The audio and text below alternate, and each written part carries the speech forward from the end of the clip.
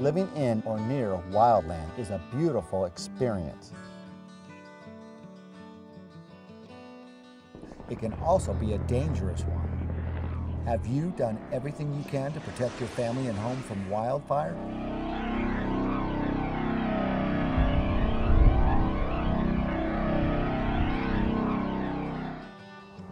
Lovely, isn't it?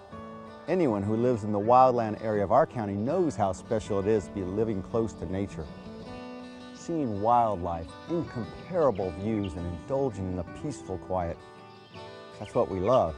But, like most good things, there are risks associated with living in the wildland-urban interface. Wildfire. Fires in the San Luis Obispo County area are a constant threat. On the central coast of California, the ecosystems are fire dependent, meaning they need fire for its survival. It just so happens that we've now placed our homes in the middle of this fire dependent vegetation. We can take small steps, however, to ensure the survivability of these homes when these fires will come, and I guarantee you, they will come. There are measures you can take to minimize the risk of wildfire destroying your home. The San Luis Obispo County Communities Fire Safe Council wants to help you protect your home. This short program will give you an overview of measures you can take to give your home and property the chance to survive a fire. A checklist is included in the DVD package that you can use to evaluate your property. The Highway 41 fire in 1994 roared through San Luis Obispo County. It was the most extreme fire behavior ever recorded up to that point.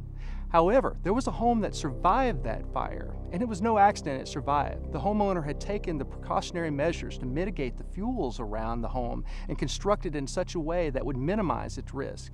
Therefore, everything else burned up around it, yet it survived. Defensible space refers to the area between the house and the oncoming wildfire where the vegetation has been managed. Managing the vegetation reduces the wildfire threat and allows firefighters to safely defend the house. In the event that firefighters aren't available, defensible space also improves the likelihood of a home surviving without assistance. And homeowners should never feel that when the big fires break out that there's going to be a fire engine in every driveway that's there.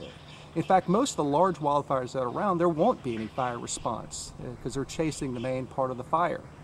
And therefore, the homeowner has got to take responsibility to do the little things out there to ensure the survivability of their homes. Defensible space for your home and property can be divided into two zones. Zone 1, the first 30 feet surrounding your home in all directions is the lean, clean, and green zone. Zone 2 is the reduced fuel zone.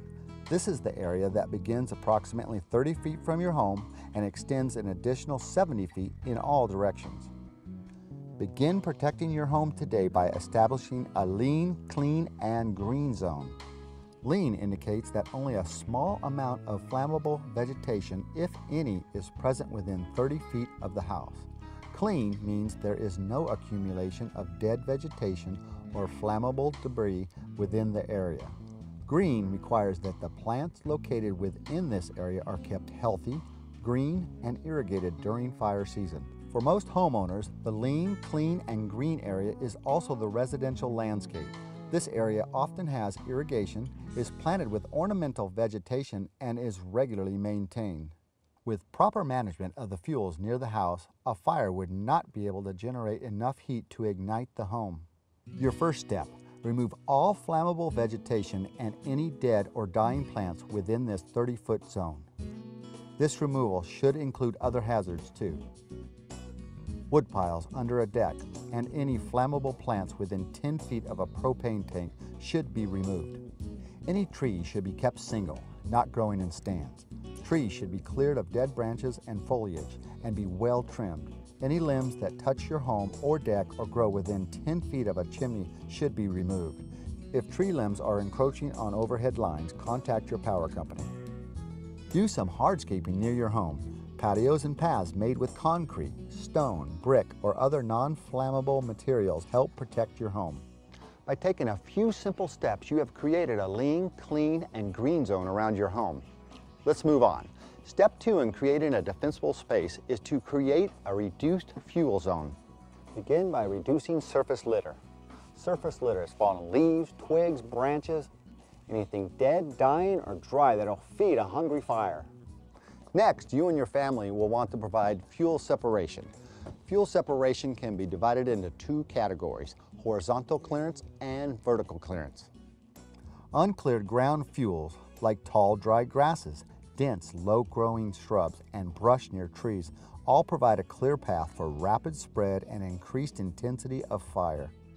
Just how much clearance is necessary? Several factors contribute to the equation. We call them the 3 S's: slope, size, and species. You'll need to look at all 3 S's to determine the ideal horizontal and vertical clearance. Steeper slopes, more flammable species, and larger size plants will require more distance. Clearance between shrubs should be 4 to 40 feet depending on the slope of the land and the size and type of the vegetation. Take a look at the chart to estimate the ideal clearance for your property. For shrubs on a flat to mild slope, the horizontal distance is calculated by multiplying the height of the plant times 2. This chart is printed on the checklist we've enclosed. Vertical clearance is also critical. Remember how the low branches or shrubs create ladders for fire? Your goal is to create greater vertical clearance to slow or halt the advance of fire. As you evaluate your property, use the chart on the insert to evaluate the vertical clearance necessary. Let's review the steps you can take for you and your family to protect your home.